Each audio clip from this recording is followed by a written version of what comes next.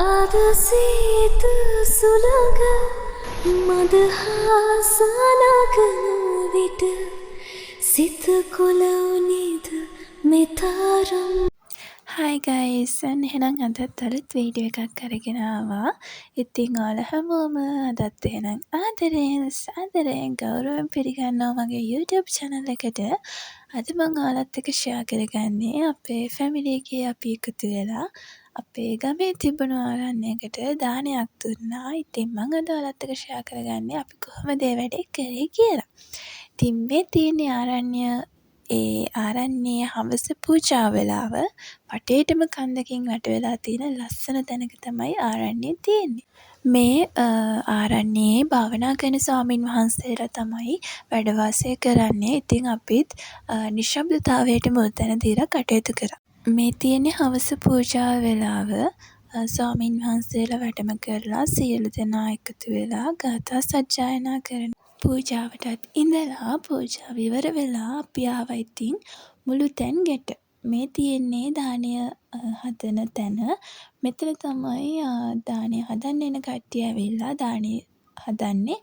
මෙන්න මේ මුළු තැන්ගේ ගොඩක් හොඳට ඉඩ තියෙනවා. ඒ වගේම තමයි දානය හදන්න එන අයට රැට නිදා ගන්න එහෙමත් මෙතන මේ වෙනම කාමරයක් එහෙම තියෙනවා. මොකද ගොඩක් වෙලාවට ගොඩාක් දුර ඉන්න කට්ටිය එහෙමත් මේ ආරණ්‍යයට දානය බාර ගන්නවා. ඉතින් එයාලට එහෙමත් ඉන්න පහසුකම් මේ ස්ථානයේ තියෙනවා. ඔන්න ඉතින් රෑ වෙලා කට්ටිය දානයට ඕනි කරන දේවල් ලෑස්ති කරන ගමන් තමයි මේ ඉන්නේ.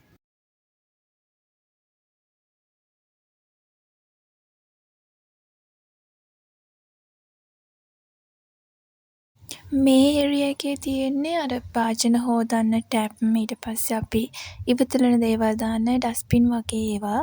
ඒවත් එහෙම ඒ කොටු කරලා තියෙන්නේ මේ ටිකේ හරියට මේ රිලව් එහෙම ඉන්නවා. ඉතින් එයාලා ඩස්බින් එහෙම ඇදලන හින්දා තමයි ඒ විදිහට මේ ආවරණය කරලා තියෙන්නේ.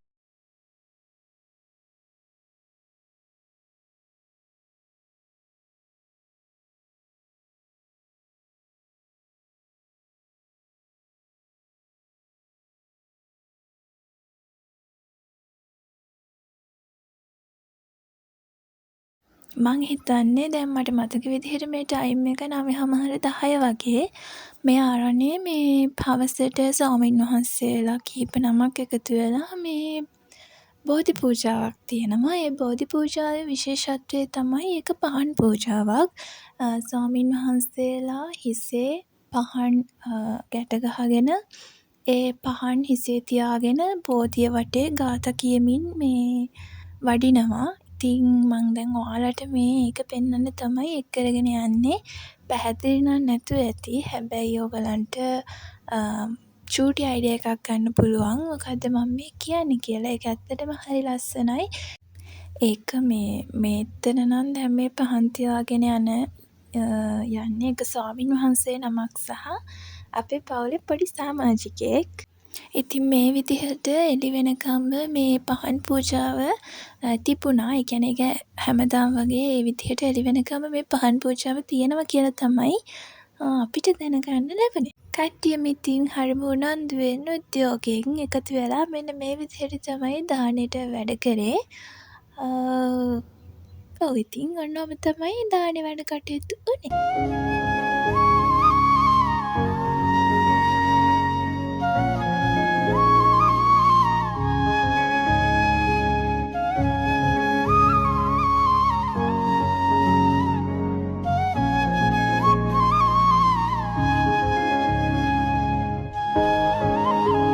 මෙන්න මෙතන නම් ලොකු කතාවක් ගියා 3-5 වල මොනවද තියෙන 3-5යි කියලා. මං හිතන්නේ ෆයිනලි එයාලට පුළුවන් වුණා හරියටම 3-5 වල තියෙන 3 සහ 5 මොනවද කියලා හොයාගන්න.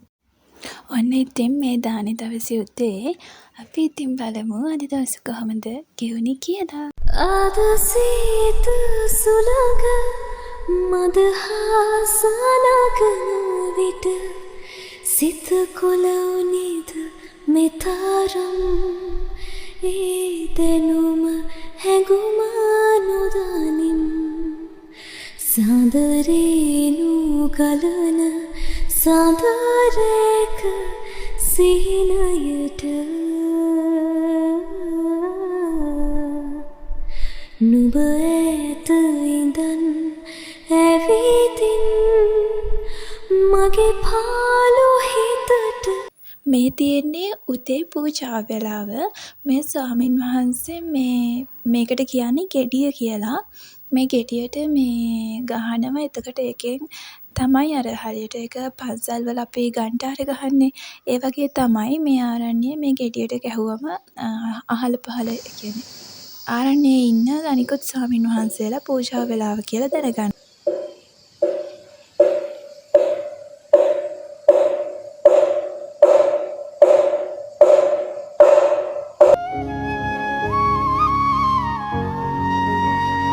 හැමෝම දැන් කලබලෙන් වැඩ. මොකද අපිට දවල් දානයක් තිබ්බා පිණ්ඩපාතේ වඩින ස්වාමින් වහන්සේලාට පූජා කරන්න. ඉතින් කට්ටියම මේ වැඩ කරනවා. දැන් ඉතින් දවල් දානේ පිළියෙල කරන ගමන් තමයි මේ ඉන්නේ.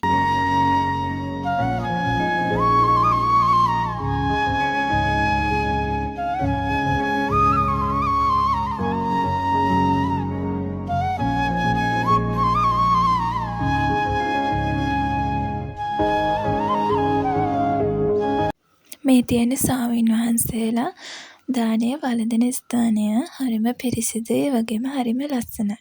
ආරණ්‍යයේ තිබුණු ටිකක් උස තැනකට නැගලා තමයි දැන් මේ ඉන්නේ. ඔයාලට වටේටම පේනවා කැලේ තමයි වටේටම තියෙන්නේ. මේ කැලේ ඇතුලේ උඩට යන්න තව භාවනා කුටි එහෙම හදලා තියෙනවා ස්වාමීන් වහන්සේලාට භාවනා කරන්න.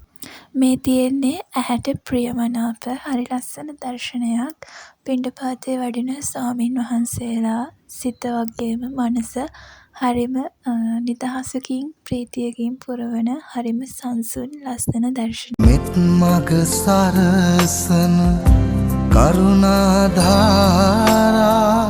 නිකසල කුසලට යොමු කොට පාදා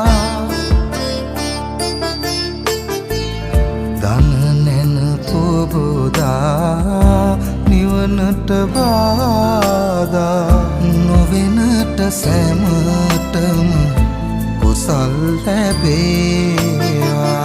බුදුගුණ පමණයි සදහම් වේමා.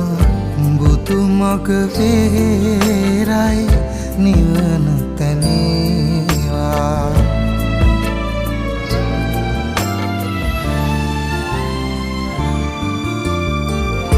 සසර නිම කරන පැතුම් දිනේවා. සමිඳු පුදන සිත නිවනට වේවා. කිකලෙකවත් අකුසල් නොම වේවා. දිවිනිම වන තැන බුදුන් තකී. මෙත් මග සරසන කරුණාධාරා නිකසල කුසලට යොමු කොට පාදා දන නැන පොබෝදා නිවනට බාධා නොවෙනට සැමටම කුසල් ලැබේවා. බුදුගුණ පමණයි සදහම් වේමා. බුදුමග වේරයි නිවන තැනේවා.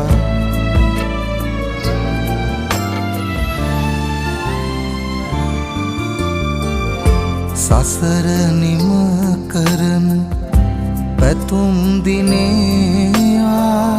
සමිඳු පුදන සිත නිවනට වේවා.